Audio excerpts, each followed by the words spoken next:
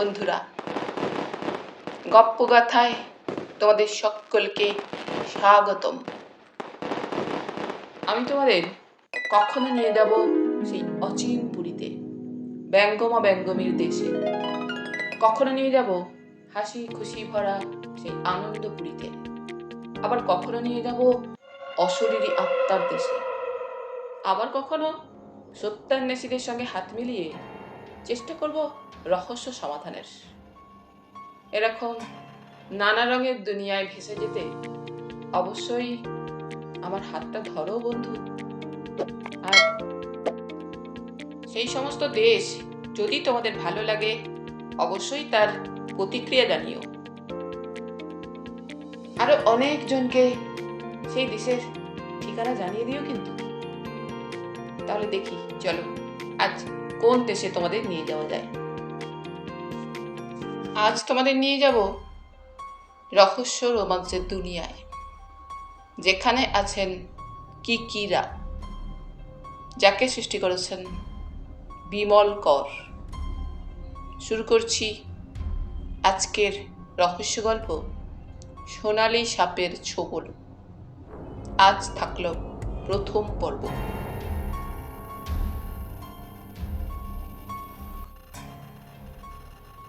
বেশ সুর করে টেনে টেনেই হ্যাপি বার্থডে টু ইউ বলতে বলতে তারাপদ ঘরে ঢুকলো। সাহেবী কায়দায় ইউটাকে বলে ও। হাতে ফুলের তোড়া। কিকিরা কাগজ পেন্সিল নিয়ে বসে বসে কিসের এক আঁকচোক করছিলেন। তাকালেন মুখ তুলে। ফুলের তোড়া এগিয়ে দিয়ে তারাপদ বলল, ধরুন স্যার, আপনাকে একটা প্রণাম করি। কিকিরা ফুলের তোড়া নিলেন। তারাপদ প্রণাম করল। আজ আমার বার্থডে তোমায় কে বলল? কিকিরা বললেন। তারাপদ হাসল। আপনি একদিন বলেছিলেন দোল পূর্ণিমার আগের দিন, ঠিক কিনা? কিকিরা বললেন, সে বছর তাই ছিল শুনেছি। তা বলে প্রতি বছর কি একই তারিখে দোল পূর্ণিমা হয় হে তারাবাবু? দিন পাল্টে যায়। আরে তাতে কি, আমাদের কাছে পাঁজি থাকে না স্যার, অত শত বুঝি না। হিসাবটা ওই দোল পূর্ণিমা নিয়ে, ইজি হিসাব। অ্যাডভান্স হলে ক্ষতি নেই, আবার লেট হলেই বা কি। আসলে তো আপনাকে উইশ করা। বুঝেছি, আমার পিসিমার হিসেব।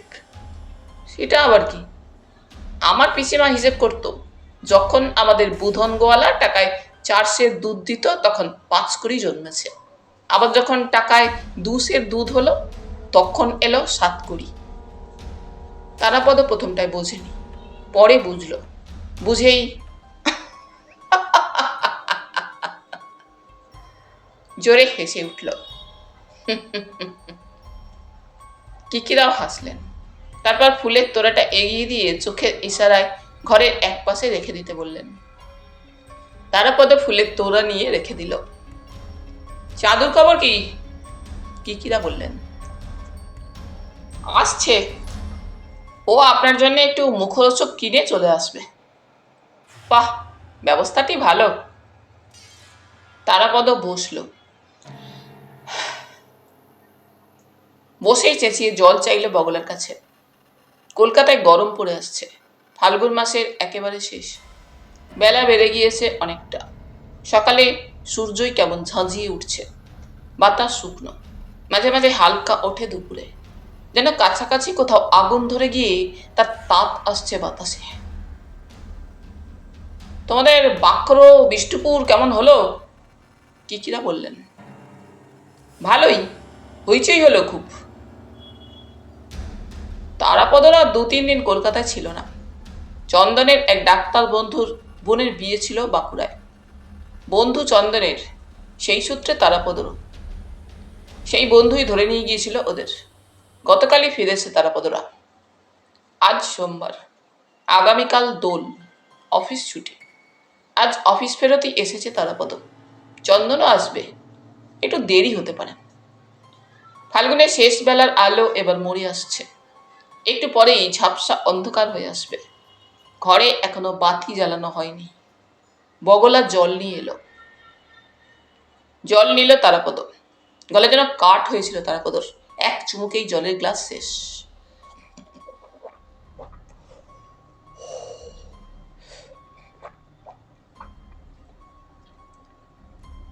বগলা চলে গেল। আপনার খবর কি? তারাপদ বলল। কিকিরা কাগজ পেন্সিল সরিয়ে রেখে বললেন, একটা চাকরি নিচ্ছি। চাকরি? আপনি? তারাপদ যেন আকাশ থেকে পড়ল। ভাবটা এইরকমই। চিকিরা সহজভাবেই বললেন, সেদিন ব্যাংকে গিয়েছিলাম, শুনলাম আমার ব্যালেন্স তলানিতে, মানে এরপর অনাহার, নো ফুড। তো মনটা বিগড়ে গেল। ব্যাংক থেকে ফিরে আসছি, হঠাৎ পানুবাবুর সঙ্গে দেখা। পানু মল্লিক ক্রিমিনাল কেসের ওকালতি করেন। আমায় দেখে খপ করে ধরে ফেললেন। সঙ্গে সঙ্গে চাকরি, ম্যানেজার কাম কেয়ারটেকার, থাকা খাওয়া ফ্রি। তারাপদ তখনও বিশ্বাস করতে পারছিল না। কিকিরা তামাশা করছেন নিশ্চয়ই। চাকরি করার মানুষ তিনি নন। তাছাড়া উনি ধনী না হন, গচ্ছিত যথেষ্ট না থাকুক, একেবারে খাওয়া পড়ার ব্যবস্থা থাকবে না, এমন হতেই পারে না। অপব্যয়ী, বিলাসী কোনোটাই নন কিকিরা।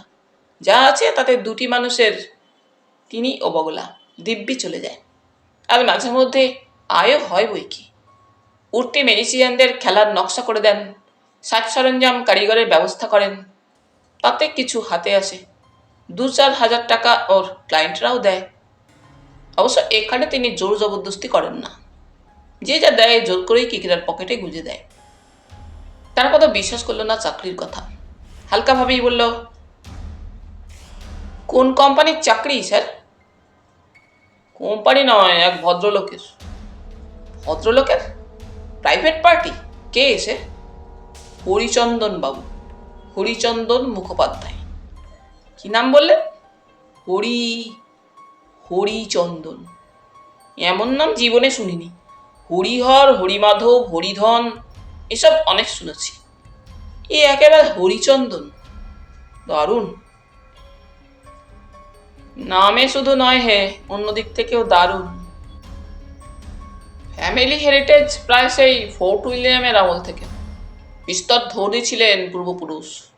গাছের ডাল ভাঙতে ভাঙতে এখন তিনি যে ডালের ডগায় বসে আছেন, সেই ডালে একজন বিলেত ফেরত ব্যারিস্টার, একজন কাউন্সিলর, একজন রায়বাহাদুর ছিলেন। আপাতত সেই বংশে হরিচন্দন নিজে, তার ছেলে ধরণী আর হরিবাবুর স্ত্রী। ছেলে কলকাতায় থাকে না, বোম্বেতে রয়েছে, ব্যবসা করে, পুতুল আর খেলনার ব্যবসা। এক্সপোর্ট বিজনেসই বেশি। তারাপদ যেন সব ভুলিয়ে ফেলছিল।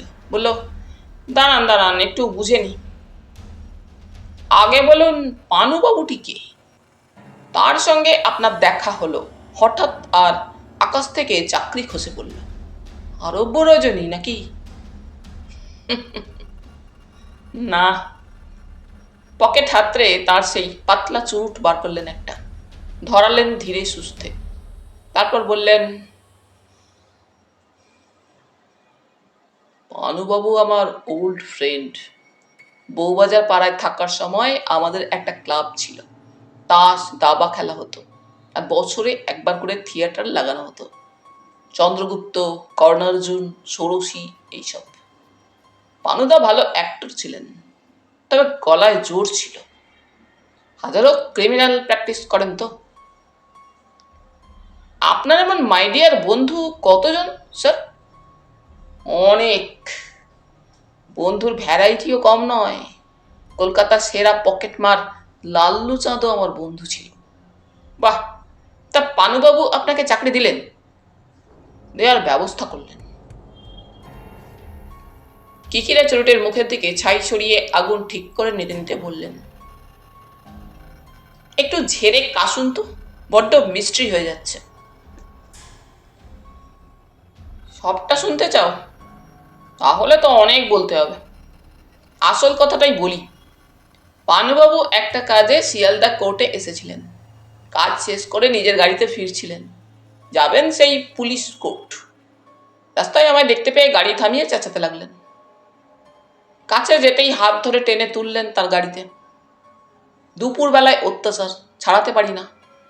আমায় প্রায় বগল দাবা করে নিয়ে গিয়ে তার চৌখুপিতে আটকে রেখে ডাবের জল, চা, পান, সিগারেট দিয়ে আপ্যায়ন। নিজের টুকটাক কাজ সেরে শেষে কাজের কথা পারলেন। বললেন, ব্রাদার কিঙ্কর, তুমি একেবারে ঠিক সময় দেখা দিয়েছ। ভগবানের মনে ছিল, ভাই পেয়ে গিয়েছি, তোমায় একটা কাজ করতে হবে। আমার খুব চেনা জানা এক ভদ্রলোক, হরিচন্দন দা, বেজায় ঝামেলায় পড়েছে, তুমি একটিবার হাত লাগাও। আচ্ছা, তা পানুবাবু কি আপনার এখনকার খোঁজখবর রাখেন?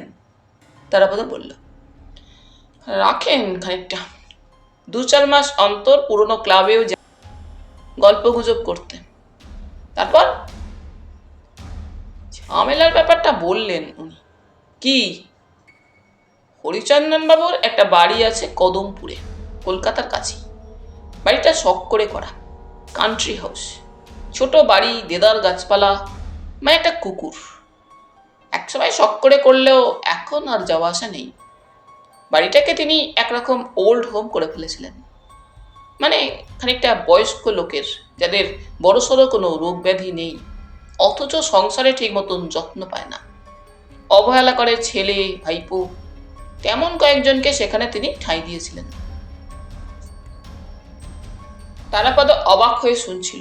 বলল, কজন? মানে 6 জন ছিল। বেশ, তার মধ্যে 2 জন আর নেই। একজন আগুনে পুড়ে মারা গিয়েছে, আর একজন গত মাসে অদ্ভুতভাবে আত্মহত্যা করেছে। তারাপদ কৌতূহল বোধ করল। বলল, আগুনে পোড়া আর আত্মহত্যা করায় অবাক হওয়ার কি আছে? এমন তো হয়ই। হরিচন্দনবাবু এই দুটো ব্যাপারকে অস্বাভাবিক মনে করছেন নাকি? হ্যাঁ। কিকিরা মাথা হেলিয়ে বললেন,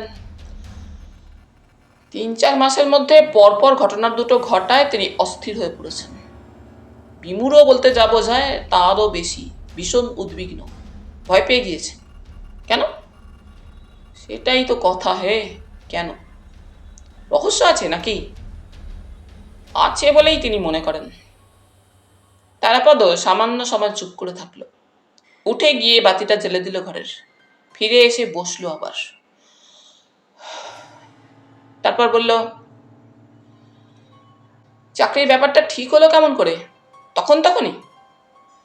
না, পানুবাবু বিকেলে হরিচন্দনবাবুর বাড়ি গিয়ে কথা বললেন।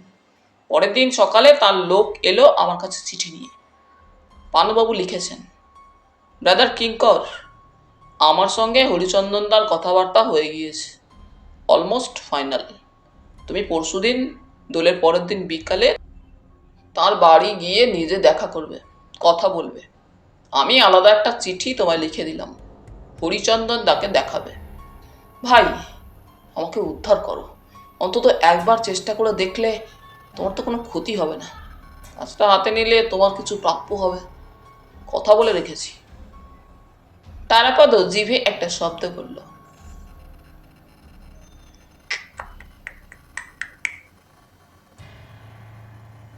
কাজটা আপনি হাতে নিচ্ছেন তাহলে? ইচ্ছে আছে। এখন পরশুদিন হরিচন্দনবাবুর সঙ্গে দেখা করি, কি বলেন তিনি শুনি। তারপর তুমি আমার সঙ্গে যাচ্ছ? আমি? 3 মিলে করি কাজ, হারি জিতি নাহি লাজ। কিকিরা রগর করে বললেন, পানুবাবুকে আমার বলা আছে, হে, আমরা হলাম 3 টেক্কা, 1 টেক্কা হাতে নিয়ে খেলায় নামি না। এমন সময় চন্দনের গলা পাওয়া গেল। এসে পড়েছে সে। বগলাকে কি বলল, তারপর ঘরে এসে হাসি মুখে কিকিরের দিকে এগিয়ে গেল। আপনার জন্মদিনে আমার প্রণাম ও শুভেচ্ছা স্যার। দিন, একটু পদধূলি দিন। তোমরা আমার জন্মদিনটাকে একেবারে গুবলে দিলে, কিকিরা বললেন মজা করে। গুবলে দিলে মানে? গুবলেট। যাকে, তুমি নাকি কি সব খানা নিয়ে আসছো? বেশি কিছু আনিনি, যা গরম পড়ে যাচ্ছে। এই একটু নান, চিকেন পকৌড়া, স্যালাড আর সামান্য মিষ্টি। বাহ, খাসা। তো তোমরা আজ আসবে জানলে আমি দু একটা কুকিং করতে পারতাম, পরে হবে। চন্দন সরে গিয়ে তারাপদর কাছাকাছি বসবার আগেই তারাপদ বলল, চাঁদু, কিকিরা একটা চাকরি নিয়েছেন। কি চাকরি? কিসের চাকরি? চন্দন বুঝতে পারল না। Manager cum caretaker. বলুন না স্যার, আপনার চাকরির ব্যাপারটা তুমি বলো। বগলা চা নিয়ে এসেছিল। তারাপদদের হাতে হাতে চায়ের কাপ এগিয়ে দিল। কিকিরা এখন লিকার খাবেন, দুধ চিনি দুই বাদ। কদিন সন্ধ্যের চায়ে দুটোই বাদ দিয়েছেন। খেয়াল, দুধে নাকি অ্যাসিড হচ্ছে। চা খেতে খেতে তারাপদ কিকিরার চাকরি নেওয়ার বৃত্তান্ত শোনালো চন্দনকে। মন দিয়ে শুনছিল চন্দন, মাঝে মাঝে জিজ্ঞেসও করছিল দু একটা কথা।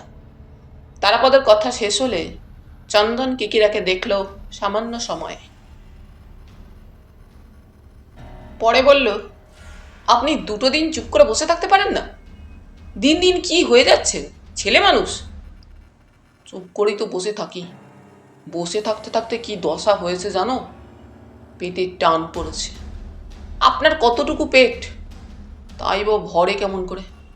বুঝতে পারছি, তাহলে হরিচন্দনবাবুর কাজটা আপনি নিচ্ছেন। দেখি কথাবার্তা বলি, ধরে নাও যদি কথায় বনে কাজটা নেব। চন্দন আর কিছু বলল না।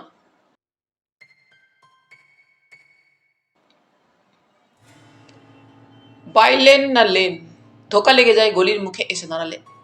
একটা ট্যাক্সি গলতে পারে মাত্র এইটুকু চওড়া। 25-30 গজ এগিয়ে গেলেই যেন হঠাৎ সব পাল্টে যায়। গলি খানিকটা চওড়া হয়ে গিয়েছে ঠিকই, তবে তার চেয়েও বেশি চমক লাগে পাঁচিল ঘেরা বাড়িটাকে দেখলে। এই গলিতে এমন বাড়ি যেন সম্ভব নয়।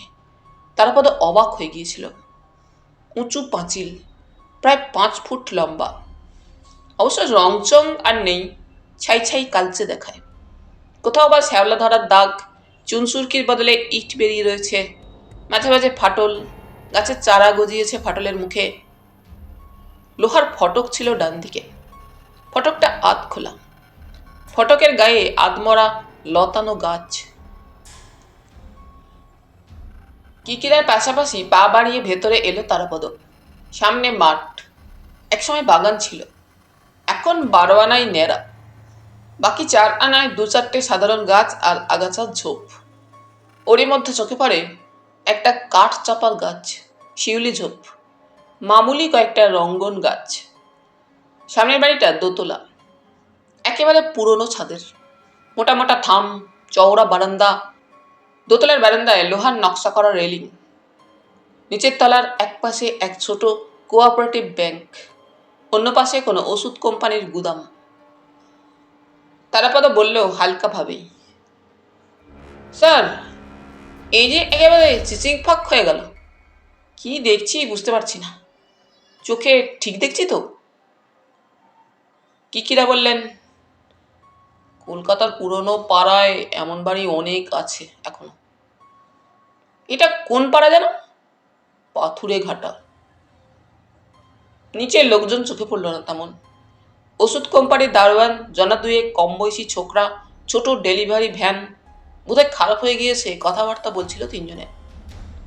কিকিরা দোতলার সিঁড়ি খুঁজে নিলেন। এসো।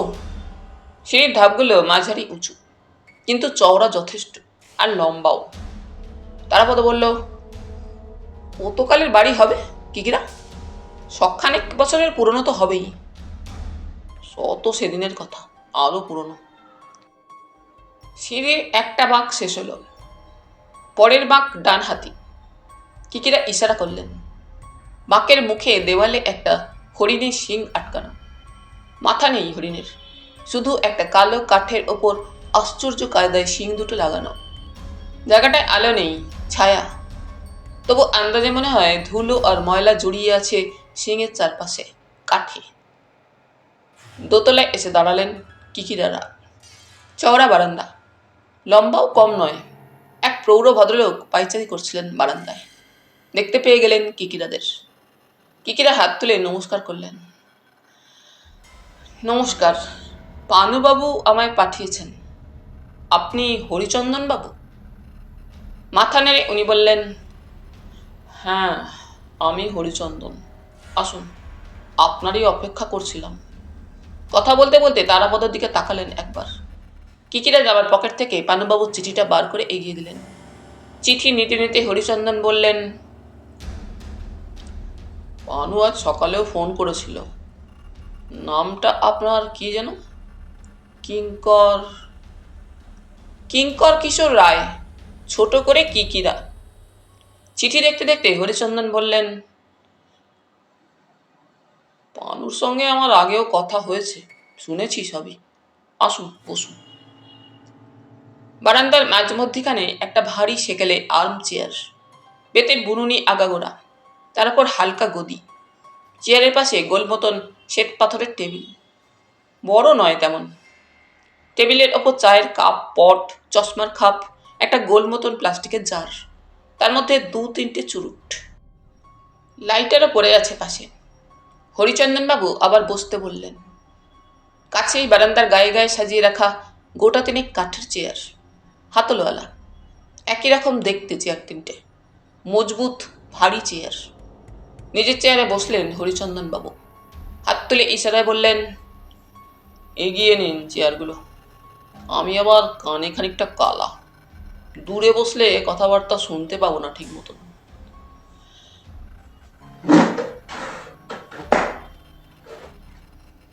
তারাপদ চেয়ার টেনে এনে কাছাকাছি রাখল। কিকিরা হরিচন্দনবাবুকে দেখছিলেন। বয়স হয়েছে ভদ্রলোকের, 65-র কম বলে মনে হয় না। মাথায় লম্বা গরম দোহারা, অভিজাত মুখশ্রী, শক্ত থুতনি, লম্বা নাক, মাথার পাতলা চুল সবই পেকে গিয়েছে। ওর পরনে ধুতি, গায়ে ফতুয়া পাঞ্জাবি আদ্যির, পায়ে রবারের চটি, সাদা। হরিচন্দনবাবু কাউকে ডাকলেন। কিকিরা আর তারাপদ এতক্ষণে বসে পড়েছেন। ভেতরের ঘর থেকে একজন বেরিয়ে এলো, এবাড়ির কাজের লোক, মাঝবয়সী।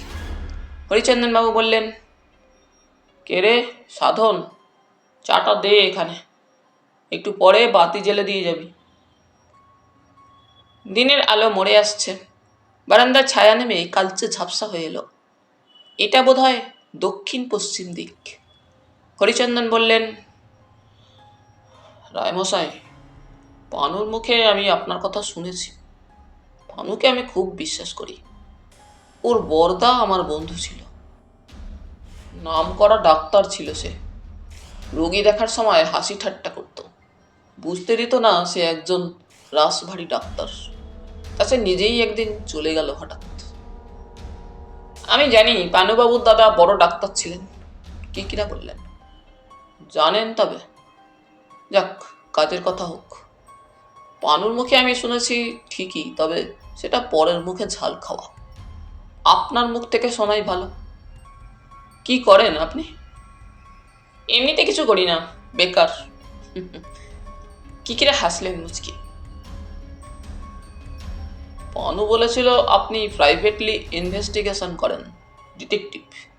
আগে না, আমি ডিটেকটিভ নই, কোনো কালেই ছিলাম না। আসলে আমি ম্যাজিশিয়ান ছিলাম এককালে, খেলা দেখাতাম। কপাল দোষে আমার সেই পেশাটি চলে গেল। এখন আপনি ম্যাজিশিয়ান? পানু একবার বলেছিল বটে। তা সেই খেলা দেখানো ছেড়ে নতুন করে এখন? আগে আমি একটু শখ করে চোর ছাচোর পাদিনচ্ছাদ ধরার চেষ্টা করি। পানুদার হলো ওকালতি, ক্রিমিনাল কেস। আমাকে ক্রিমিনাল ক্যাচার বলতে পারেন। কিকিরা হাসি হাসি মুখে বললেন, আমাদের দেশে ঘটি বাটি চালা, চালপোড়া খাওয়ানো, এসব কত রকমই হয়। আমাকেও তার মধ্যে ফেলতে পারেন। হাতুড়ে বিদ্যে মাঝে মাঝে লেগে যায় আবার। হরিচন্দন হালকাভাবে হাসলেন। ঠিক আছে, আমি পানুর সঙ্গে কথা বলে বুঝেছি আপনাকে দিয়ে হতে পারে। ডিটেকটিভের দরকার আমারও ছিল না। দরকার ছিল এমন লোক যে আমার মৃণালকুঞ্জে নজর রাখতে পারবে। কাজটা আপনি নিয়ে নিন। কিকিরা বললেন, কাজটা কি? বলছি, বলে হরিচন্দন তারাপদের দিকে তাকালেন। এই ছেলেটি? তারাপদ আমার চেলা। আরও একজন আছে, চন্দন, তাকে পরে একদিন দেখবেন। আমরা 3 জনে মিলে কাজ করি। কেন, পানুবাবু আপনাকে বলেননি? মাথা হেলালেন হরিচন্দন। হ্যাঁ, বলেছিল বলেছিল নামটাম বলেনি, বলেছিল আপনার সাগরেদ আছে। বলতে বলতে এবার কয়েক শুকনো কাশি তোলার মতন শব্দ করলেন গলায়। বোধহয় গলা শুকিয়ে গিয়েছিল। এই সময়টা বড় খারাপ, গরম পড়ছে, অথচ সকাল সন্ধ্যেতেই সামান্য ঠান্ডা ভাব এসে যায়। তাছাড়া ধুলো উড়ছে কদিনই। বাতাসে বুঝি আবিরের গুঁড়ো ওড়ে এখনো। দোল গিয়েছে কাল, আজও তার জের রয়েছে কোথাও কোথাও। কিকিরা বললেন, আপনার কাজটা যে কি আমি ঠিক জানি না। ভাষা ভাষা শুনেছি পানুবাবুর মুখে। আপনি মৃণালকুঞ্জর কথা বললেন, সেটা কি? বাড়ির নাম, কদমপুরে যে বাড়িটা আছে আমার, তার নাম। আমার মায়ের নাম ছিল মৃণালিনী, মায়ের নামে বাড়ি। বাড়ি আপনি করেছিলেন? না, মাথা নাড়লেন হরিচন্দন। বাবা করেছিলেন। একতলা একটা ছোট বাড়ি। আমাদের কিছু জমি জায়গা বাগান ছিল ওখানে, সেগুলোর বেশিরভাগটাই বাবা বেচে দেন, সামান্য রেখেছিলেন। আমার মায়ের এক অসুখ করল, অদ্ভুত অসুখ। বছরের অর্ধেক দিন গায়ে জ্বর, সঙ্গে কাশি আর শ্বাসকষ্ট। কলকাতা শহরের বড় বড় ডাক্তার দেখলো, কেউ ধরতে পারল না। কেউ বলে যক্ষা, কেউ বলে হাঁপানি, আবার কারো ধারণা হার্টের গোলমাল। ডাক্তাররা বললে মাকে নিয়ে গিয়ে ফাঁকায় আলো বাতাসে রাখলে মা খানিকটা ভালো থাকবে। তখন বাবা ওই বাড়িটা করেন। বর্ষা আর শীত বাদে বেশিরভাগ সময়ই মা ওখানে থাকত। শেষে একদিন মা চলে গেল।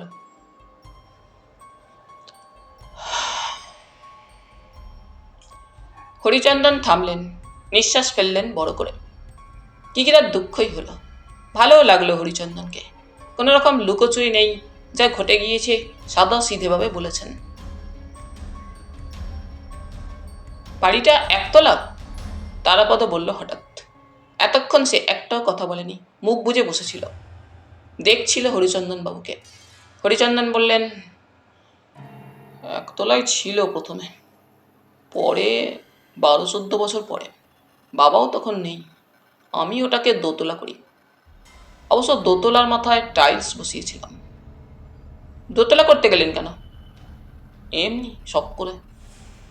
ভাবলাম একটা গ্রামের বাড়ি থাকুক না, মাঝে মাঝে এসে থাকা যাবে। কলকাতায় আমরা যেখানে থাকি তার অবস্থাটা দেখেছো তো। তারাপদকে বললেন কথাগুলো, একটু থামলেন, আবার বললেন সামান্য হেসে, তখন আমার নিজের ফার্মও ভালো চলছে, হাতে টাকা, পৈতৃক বিষয় তো আছেই। শখ করেই করেছিলাম। কখনো ফ্যামিলি নিয়ে 8-10 দিন কাটিয়ে আসতাম। শনি রবিবার একবার করে তদারকিও করে আসতে হতো। বাগানের টাটকা শাকসবজিও নিয়ে আসতাম। শেষমেশ আর যেতেন না? কিকিরা বললেন, ঠিকই ধরেছেন। হরিচন্দন বললেন, বয়স বাড়ল, কোমরের দিকে কি হলো যে শয্যাশায়ী হয়ে থাকলাম মাস তিনেক। নিজের ব্যবসা মানে ফার্মটা অন্যকে গছিয়ে দিলাম, আর ভালো লাগতো না। ছেলেটাও বোম্বাই চলে গেল, তা মৃণালকুঞ্জ পড়েই থাকলো ফাঁকা। তারপর একদিন আমার স্ত্রীর সঙ্গে কথায় কথায় বাড়িটার একটা গৌতি করার ব্যবস্থা করলাম। বিক্রি করব না, টাকায় আমার দরকার নেই, ভালো যদি কিছু করা যায়। স্বাস্থ্যনিবাস? আরে না, স্বাস্থ্যনিবাস নয়। আমার এক বন্ধু রামকমলের অবস্থা দেখে মনে হলো, বুড়ো বয়সে যার দেখার কেউ থাকে না তার বড় কষ্ট। দেখার লোক যদি বা থাকে, কেউ আর তেমন করে দেখে না। নিজের ছেলে ভাইপো অবহেলা করে, মনে মনে ভাবে পুরোটা আপদ। এরকম 5 কথা ভাবতে ভাবতে বাড়িটাকে আমি কি বলবো, বৃদ্ধ নিবাস বানিয়ে ফেললাম। এটা কবে করলেন? বছর 5 আগে। বলে হরিচন্দন টেবিলের দিকে হাত বাড়ালেন, গোল কৌটোটা টেনে নিলেন। কাচের মতন স্বচ্ছ প্লাস্টিকের জার, তার মধ্যে কয়েকটা মাত্র চুরুট।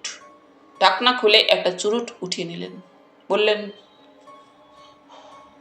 দিনে 2টো, একটা ওবেলায় একটা এবেলায়। বলে হাসলেন একটু। যা বলছিলাম, আমার মৃণালকুঞ্জে সেই সব বুড়োদের থাকতে দেওয়া হয় যাদের কোনো বড় আধি ব্যাধি নেই। কারণ বড় অসুখ বিসুখ করলে দেখবে কে, কেই বা সেবা করবে। তারাপদ বলল, কাছে কোনো ডাক্তার নেই? না, মাইলটাক দূরে এক হাতুড়ে আছে, আর কলোনিতে এক হোমিও বদ্যি। আমাদের রজনীবাবুও শুনেছি 2-4 শিশি নাক্স, পালসেটিলা, অ্যাকোনাইট রাখেন। গৃহ চিকিৎসা। বেয়ারা রোগী পুষে ঝামেলা বাড়াতে চাইনি আমি। কিন্তু মানুষের শরীর যখন অসুখ তো করতেই পারে। হ্যাঁ, সাধারণ জ্বর জ্বালা, পেটের গোলমাল কার না হয়। বলে সেই রজনীবাবু না হয় হাতুড়ে, বড় জোর হোমিওপ্যাথ ডাক্তারকে ধরতে হয়। বাড়াবাড়ি দেখলে হেলথ সেন্টার 3 মাইল। সাধন চা নিয়ে এলো, বাহারি ট্রে, মনে হলো বেতের তৈরি। চা আর মিষ্টি একটা প্লেটে, নোনতা বিস্কুট। চা আর খাবার রাখলো সাধন। যাওয়ার সময় বাতি জ্বেলে দিয়ে গেল বারান্দার। নাও একটু চা খাও বলে কিকিরার দিকে তাকালেন। পরের মুহূর্তে কি খেয়াল হলো, লজ্জার মুখ করে হাসলেন। বললেন, ভুল হয়ে গেল, আজকাল মুখে ঠিক থাকে না। পানুর বন্ধু আপনি তুমি করে বলে ফেললাম। নিন চা খান। কিকিরা বললেন হাসি মুখেই, তুমি বলে ঠিকই করেছেন। পানুবাবুকে আমি দাদা বলি। মুখোমুখি কথার সময় পানুদা। আপনি পানুদার দাদার বন্ধু। আমাকে তুমি বলার হক আপনার আছে। বয়সে আপনি বড়। আমার 67, তোমার 50 ধরেছি এবার। অনেকটাই ছোট বয়সে। কিকিরারা চা নিলেন। চুরুট ধরানো হয়ে গিয়েছিল হরিচন্দনের। ধোঁয়া টানলেন।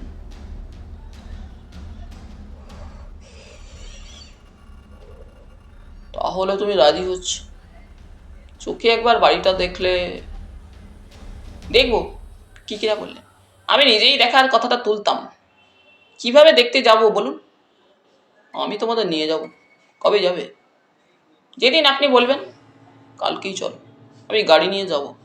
তোমরা এখানে এলে এখান থেকেই যাওয়া যাবে। না হয় তোমাদের তুলে নিতে পারি। কোথা থেকে তুলবো বলো?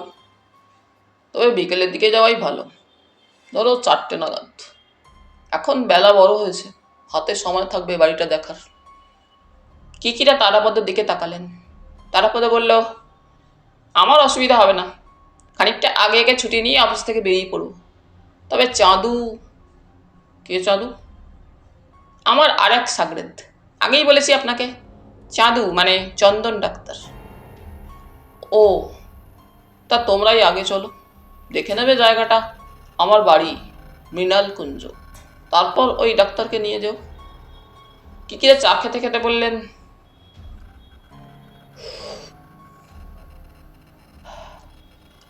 আপনার কাছ থেকে জানার কথা অনেক আছে, তবে তার আগে বাড়ি আর জায়গাটা একবার দেখে নিতে চাই। কলকাতা থেকে কতটা দূর হতে পারে? মাইলের হিসেবে 12-14। যশোর রোড দিয়ে যেতে হয়। এখন ওখানে কজন আছেন? 4 জন। ছিল 6, 2 জন চলে গেল। ওই 4 জন বাদ দিলে রাঁধুনি, কাজের লোক আর মালি একজন। মালি আমার বাড়ির দারোয়ান। যারা আছেন তারা নিজেরাই খরচাপাতি করেই। না না, মাথা নাড়লেন হরিচন্দন। খরচাপাতি বলতে বাধা ধরা কিছু নেই। যার যেটুকু সামর্থ্য দেন, কেউ 200-400, কেউ বা 5-6। বাকিটা আমার। দুবেলা খাওয়া আর সাদা মাঠা জল খাবার। টাকা পয়সা আমাকেই দিতে হয়। কিকিরা কয়েক মুহূর্ত দেখলেন হরিচন্দনকে। আপনার তাহলে দায় অনেক। টাকাও যায় মাসে মাসে, কম নয়। যায়, তবে রাজার হালে তো ওরা থাকে না। সাদা সিধে খাওয়া দাওয়া, কাজের লোকেদের সব খরচাটাই আমার। তবে কি জানো ভাইয়া, আমার গায়ে লাগে না। একটা ভালো কাজ করব বলেই তো হাত দিয়েছিলাম। টাকার কথাও মাথায় ছিল। দেখলাম আমার যা আছে তার থেকে খানিকটা গেলেও আমরা মরে যাব না। অন্য কোনো দায় আমার নেই। ছেলে বাইরে, তার ব্যবসাও ভালোই চলে। এ বাড়িতে আমরা মাত্র 2টি প্রাণী আর কাজের লোক। নিচে ভাড়া বসিয়েছি। ভাড়ার টাকায় যা হাতে আসে তার সঙ্গে আরও 2-5 হাজার যায় আমার মাসে মাসে। ভাবি যা করছি আমার মায়ের নামেই করছি। টাকা জমিয়ে যক্ষ সেজে বসে থেকে আমি কি করব? কিকিরা কেমন মুগ্ধ হয়ে শুনলেন কথাগুলো। পুরোনো দিনের মানুষ কাজে কর্মে এলানো নয়, ঘড়ির কাঁটা ধরেই যেন চলেন হরিচন্দন। কিকিরাদের মিনিট 10 দেরি হয়েছিল আসতে, কারণ চন্দন সেও হাসপাতালের বাকি কাজ অন্য একজনকে দেখতে দিয়ে কিকিরাদের সঙ্গী হয়েছিল। হরিচন্দনবাবু তৈরি, তার গাড়ি নিচে দাঁড়িয়ে, ড্রাইভার পেছনে ডালা উঠিয়ে কি যেন দেখে নিচ্ছিল। চন্দন নিচু গলায় তারাপদকে বলল, অস্টিন অফ ইংল্যান্ড ম্যাচ করে গিয়েছে বৃদ্ধের সঙ্গে। এসব জাঁদরের গাড়ি কলকাতায় এখন রেয়ার দেখা যায়। তারাপদ গাড়ির কিছু বোঝে না, বলল, কেন, রাস্তায় বিগড়ে যাবে নাকি? মনে হয় না, দেখে মনে হচ্ছে যত্ন করে রাখা, ওয়েল মেনটেইনড। কিকিরা চন্দনের সঙ্গে পরিচয় করিয়ে দিলেন হরিচন্দনের। তারপর সামান্য কুণ্ঠার সঙ্গে বললেন, আমাদের একটু দেরি হয়ে গেল বোধহয়।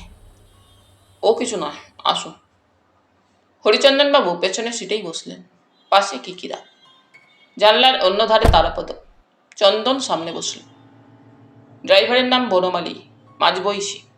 হরিচন্দনবাবু বললেন, বনমালী, এক কাজ করো, বাগবাজার ধরে টালা হয়ে দত্তবাগান, যশোর রোড ধরে নেবে। গাড়িতে স্টার্ট দিল বনমালী। কিছুক্ষণ কোনো কথা নেই। হরিচন্দনের পাশে কিকিরা, কিকিরার পাশে তারাপদ। কথাবার্তা বলার জন্যই বোধহয় কিকিরাকে পাশে বসিয়েছিলেন হরিচন্দন বাবু। খানিকটা এগিয়ে এসে হরিচন্দন বললেন, রায়মশাই, আপনাকে আগেই একটা কথা বলে নি। আবার আপনি কেন দাদা? তুমি ঠিক হয়েছিল কাল। ও হ্যাঁ, একেবারে নতুন তো মনে থাকে না। যাকে আমি যা বলছিলাম, তোমাকে আমি নিয়ে যাচ্ছি যেখানে, সেখানের লোকজন যারা আছে তারা হয়তো জানতে চাইবে তুমি কে। মুখে না বললেও মনে মনে ভাববে নিশ্চয়ই, এই লোকটা আবার কে। তা ভাবতেই পারে। আমি কিন্তু বলবো, তুমি এখন থেকে মৃণালকুঞ্জর নতুন ম্যানেজার কাম কেয়ারটেকার। কি আপত্তি নেই তো? আগে না, কাজটা আমি হাতে নিয়েছি যখন, তখন আপত্তি কিসের? ভালো কথা। তুমি কবে থেকে আসতে পারবে? যখন থেকে আপনি বলবেন, কাল পরশু, যে কোনো দিন থেকে। তবে পরশুই চলে আসবে, বনমালী তোমায় পৌঁছে দিয়ে যাবে। কিকিরা একবার ঘাড় বেঁকিয়ে তারাপদকে দেখলেন। তারাপদ শুনতে পাচ্ছে কথাগুলো, চন্দন সামনে বসে, তার কানে গেল কিনা কে জানে। আপনার আগের ম্যানেজারের কি হলো? কিকিরা বললেন। জানেন তিনি, শুনেছেন, তবু বললেন, দীননাথ, সে পালিয়েছে। ঠিক কবে পালালো? মুরলীবাবু আত্মহত্যা করার পর। ব্যাপারটা এমন আচমকা ঘটে গেল যে দীননাথের মাথা বিগড়ে গেল, ভয়ও পেয়ে গিয়েছিল। তারপর থানা পুলিশের হাঙ্গামা, পোস্টমর্টেম হয়েছিল বডির। দীননাথ আমায় এসে বলল, সে আর চাকরি করবে না, একটা দিনও আর থাকবে না মৃণালকুঞ্জে। তো আমি বললাম, বেশ, না থাকবে থেকো না। দীননাথ চাকরি ছেড়ে দিল। তারপর ঘাড় বেঁকিয়ে কথা শুনছিল হরিচন্দনের। বলল, উনি এত ভয় পেলেন কেন? আগেও তো। হ্যাঁ, মাস 2-2.5 আগে বেচারি শ্রীকান্তবাবু আগুনে পুড়ে মারা গেলেন, সেও অদ্ভুত। তখন থেকেই দীননাথ ভয় পেয়ে গিয়েছিল, তবু চলে যেতে চায়নি। ভয়ের কারণটা কি? অবশ্য এটা ঠিক যে পরপর দুটো বড় দুর্ঘটনা ঘটলে নার্ভ শক্ত রাখা কঠিন। কিকিরা বললেন, দীননাথ কি দুর্বল মনের মানুষ ছিলেন? মানে খানিকটা ভীতু ধরনের? কেমন করে বলবো, ও প্রায় 2 বছর মৃণালকুঞ্জর দেখাশোনা করেছে।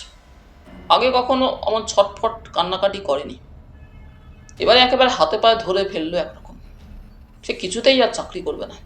আমি বা তাকে জোর করে ধরে রাখি কেমন করে? ছেড়ে দিলাম।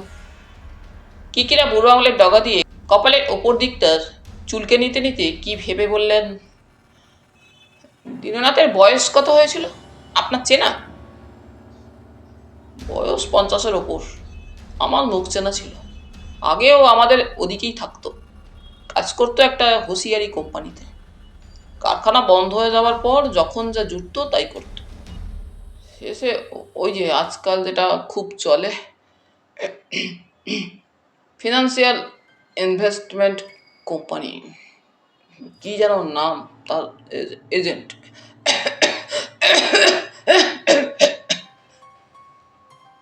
কথা শেষ করতে পারলেন না হরিচন্দন। দমকা কাশি এসে গিয়েছিল, সামলাতে লাগলেন। কিকিরা বললেন, একজন বয়স্ক মানুষের হঠাৎ এমন ভয় পাওয়ায়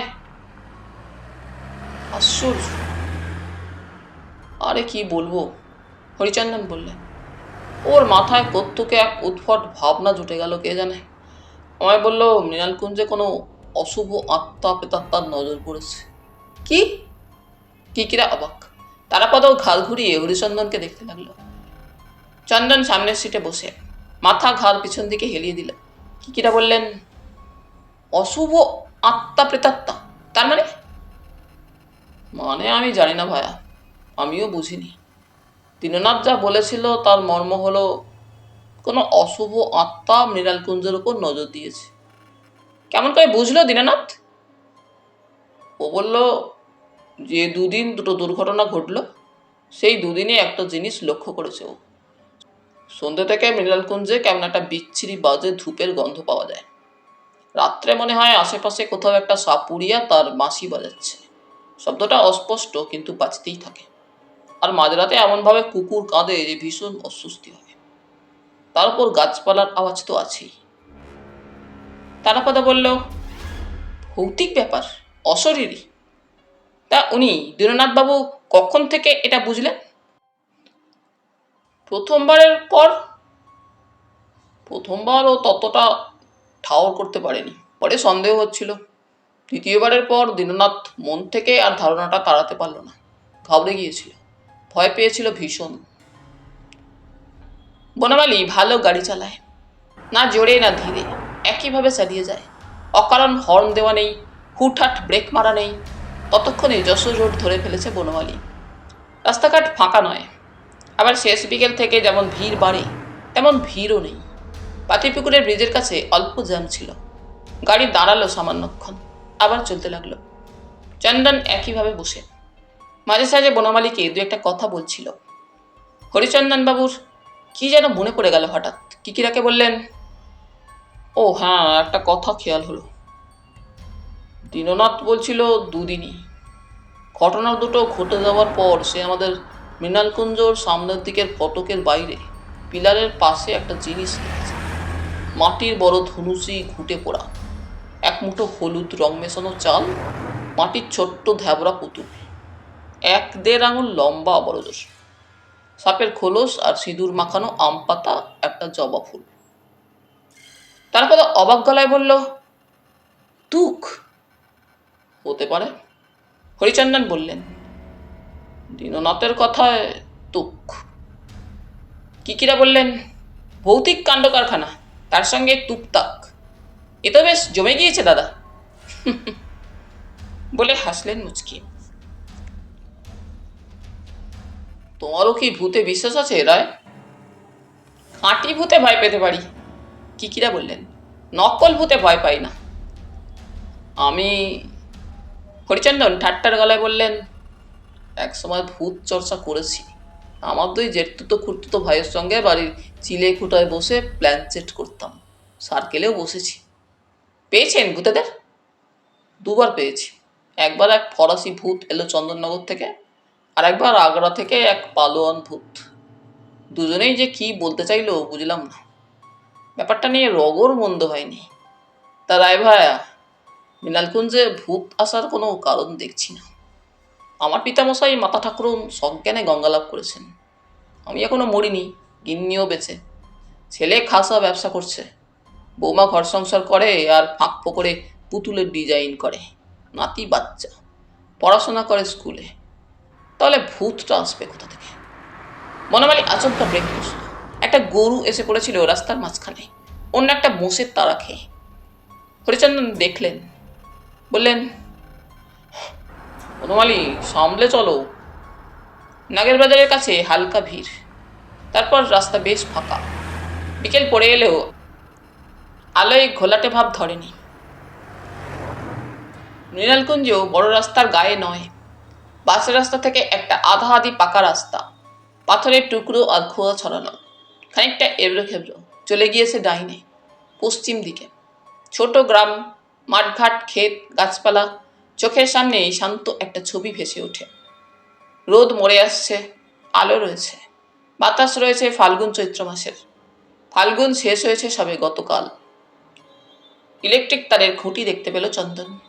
কি যেন বলল, বড়জোর সিকি মাইল, হয়তো তারও কম। মাঝপথে একপাশে একটা টিনের সেট, খানিকটা জায়গা পাঁচিল ঘেরা, ছোট কারখানার মতন দেখায়, হয়তো তাই, তবে বন্ধ। কারখানা এখানে? চন্দন বলল পেছন দিকে ঘাড় হেলিয়ে। হরিচন্দন একটু কানে কম শোনেন, কিন্তু চন্দনের কথা মোটামুটি কানে গিয়েছিল। বললেন, বন্ধ হয়ে গিয়েছে। জেলি, সস, পপকর্ন, চিপস, এইসব ফুড প্রোডাক্টসের কারখানা করেছিল একটা কোম্পানি, দুই বন্ধু। বছরখানেকের মধ্যে গণেশ উল্টে গেল। ওসব কি এখানে চলে? তবে আমার খানিকটা সুবিধে হলো, ওরা জারুল মোড় থেকে ইলেকট্রিকের তার টেনে এনেছিল পয়সা খরচ করে, আমার মৃণালকুঞ্জ পর্যন্ত। বাকিটা আমি ব্যবস্থা করে নিলাম, কম খরচে হলো। আবার মাঠ, সবজি ক্ষেত, চমৎকার শশা কুমড়ো ফলিয়েছে ক্ষেতের মালিক, বাঁশঝাড়, নিম গাছ। মৃণালকুঞ্জ এসে গেল। কিকিদারা গাড়ি থেকে নামলেন। বাইরে থেকে দেখলেও তারিফ করতে হয়। হাত কয়েক উঁচু পাঁচিল, তার উপর বেঁকানো লোহার পোস্ট, কাঁটা তার। ফটক দিয়ে ভেতরে ঢুকলেই প্রথমে নজরে পড়ে কাঁটা ঝোপের বেড়া রাংচিতে। সামনের মাঠে বাগান, সাধারণ ফুলের গাছ। যত্ন বিশেষ নেওয়া না হলেও একেবারে অযত্নে জঙ্গল হয়ে যায়নি। বড় গাছের মধ্যে আম, পেয়ারা, এমনকি একটা বেল গাছও চোখে পড়ে। মৃণালকুঞ্জর বাড়িটার ধরন বা ছাদ অনেকটা ইংরেজি এল অক্ষরের মতন। নিচের তলায় পাকা গাঁথুনি ছাদ, দোতলার মাথায় টালির ছাদ। বাড়িটার গায়ে গায়ে করবি, টগর, কাঠচাপা আর লতা পাতা চোখে পড়ে। মালি এসে দাঁড়ালো সামনে।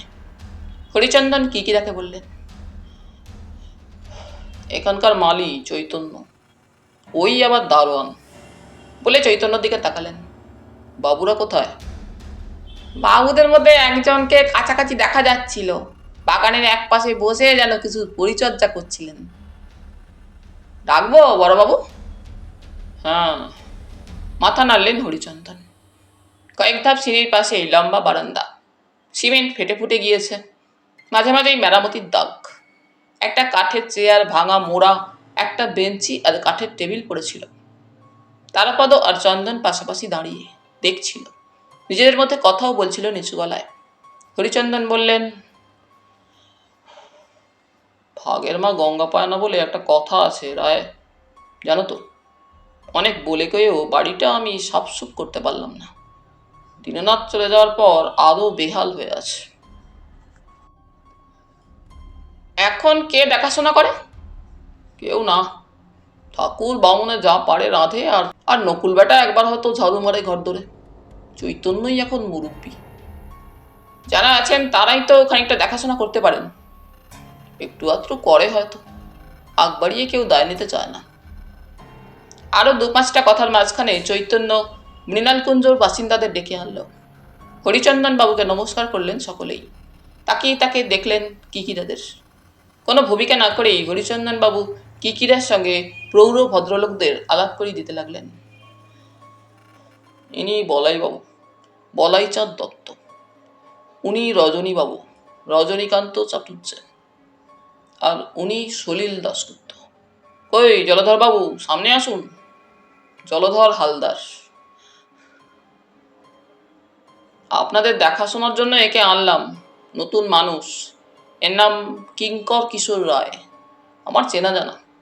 এখন থেকে ইনি মৃণালকুঞ্জর হেড। আপনাদের দেখাশোনা ইনিই করবেন, নতুন কেয়ারটেকার। কিকিরার মুখে অমায়িক হাসি, বিনীত ভঙ্গি, স্বাভাবিক সৌজন্য দেখিয়ে নমস্কার করলেন ভদ্রলোকদের। ভদ্রলোকরা বোধহয় সামান্য অবাকই হয়েছিলেন। বেখাপ্পাভাবে হাত তুলে প্রতি নমস্কার জানালেন। হরিচন্দন বললেন, দীননাথ চলে যাওয়ার পর আপনারা সবাই ভয়ে ভয়ে আছেন। আগেরবার এসে আমি দেখলাম ঘাবড়ে গিয়েছেন আপনারা। না না, ঘাবড়াবার কিছু নেই। সংসারে এমন ঘটনা ঘটে, দুর্যোগ আসে, ভয়টাই পাবেন না কেউ। এবার যাকে বসিয়ে যাচ্ছি তিনি শক্ত ধাতের মানুষ। কি জলধরবাবু, জোর পাচ্ছেন তো মনে? জোর করুন। দীননাথ একটা ভীতু মুখ্য, ওর কথাবার্তা ভুলে যান। যা প্রাণে চায় বলেছে, গপ্প ফেঁদেছে। নিন, আপনারা এবার আগের মতন থাকুন। আমি তো বলছি, কোনো ভয় নেই। তারাপদরা সামান্য তফাতে দাঁড়িয়ে দেখছিল মৃণালকুঞ্জর বাসিন্দাদের। চারজন মানুষই বৃদ্ধ নয়, মানে কাউকেই ৭০-৭২ বলে মনে হয় না। অথর্ব অক্ষম নন, এদের অবশ্যই প্রৌঢ় বলা যায়, কিংবা আধবুড়ো। বলাইবাবুর চেহারা দেখলে ৬২-র কম মনে হয় না। মাথায় বেটে গোল ধাঁচের গড়ন, মাথায় টাক, হাত পা শক্ত হলেও মাপে খাটো, মুখ গোল, চোখও গোল বড় বড়, নাক মোটা, গায়ের চামড়া যেন কুঁচকে গিয়েছে, মুখেরও। ভদ্রলোক একটা ঢলঢলে প্যান্ট আর গায়ে সুতির স্পোর্টস গেঞ্জি গলিয়ে হাতে বেতের মোটা মতন লাঠি নিয়ে যেন কোথাও ঘুরতে বেরোচ্ছিলেন। হয়তো বিকেলে হাঁটাচলা করার অভ্যেস রয়েছে। পায়ে ক্যানভাসের বুট জুতো, খাকি রঙের। চন্দন নিচু গলায় তারাপদকে বলল, চেহারা দেখে মনে হচ্ছে ব্লাড সুগারের পেশেন্ট। রজনীকান্ত ঢ্যাঙা, রোগা শীর্ণ, মাথায় সামান্য সাদা চুল, মুখের ধাঁচ লম্বা, সোজা নাক, কপাল কুচকোনো, গাল তুবড়ে গিয়েছে, হাতে কাঁচা ধুতি আর আধময়লা পাঞ্জাবি পরনে, পায়ে চুটি। রজনীকান্তই বাগানে বসে গাছের পরিচর্যা করছিলেন সামান্য আগে। ডাক পেয়ে বাগান ছেড়ে উঠে এসেছেন, হাতে একটা লোহার শিক। ভদ্রলোকের বয়স ৬৭ কি ৬৮ হবে, না সামান্য কমই। চোখের তলায় চামড়া ঝুলে পড়েছে। সলিলবাবু আর গৌরবাবু মোটামুটি মাঝারি মাথার মানুষ, না লম্বা না বেটে। সলিলবাবুর হয়তো ৬২-৬৪-র আশেপাশে বয়স। গায়ের রং ময়লা, চৌকোনো মুখ, মাথার মাঝখানে টেরি, চুল সামান্য কাঁচা পাকা, দোহারা গরম, চোখে চশমা, পরনে গেরুয়া রঙে ছাপানো লুঙ্গি, গায়ে একটা পাতলা বুশ শার্ট, দু একটি মাত্র বোতাম লাগানো আছে, বাকিগুলো খোলা।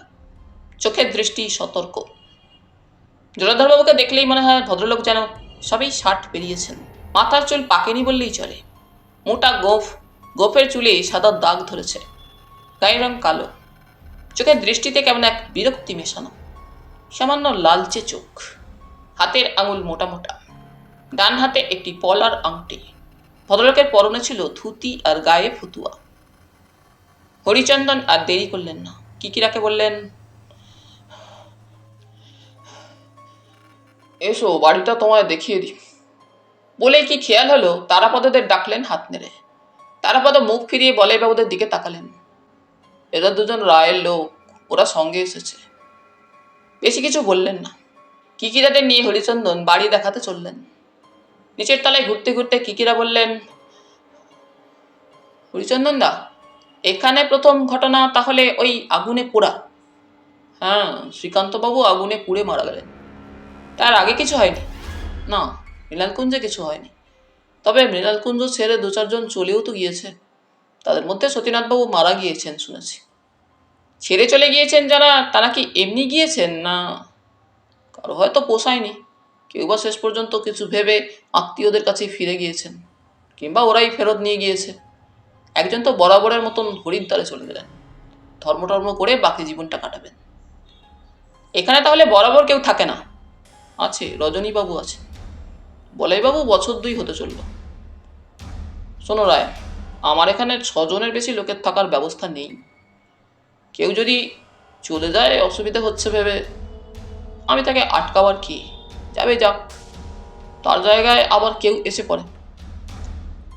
প্রথম ঘটনাটা কবে যেন ঘটেছিল দাদা? পাকাপাকি হিসেবে এই তোমার কার্তিক মাসের শেষে। দ্বিতীয়টা মানে আত্মহত্যা ঘটনাটা? গত মাসে, মাঘ মাসে। হরিচন্দন এবার সিঁড়ি ধরে দোতলায় উঠতে লাগলেন।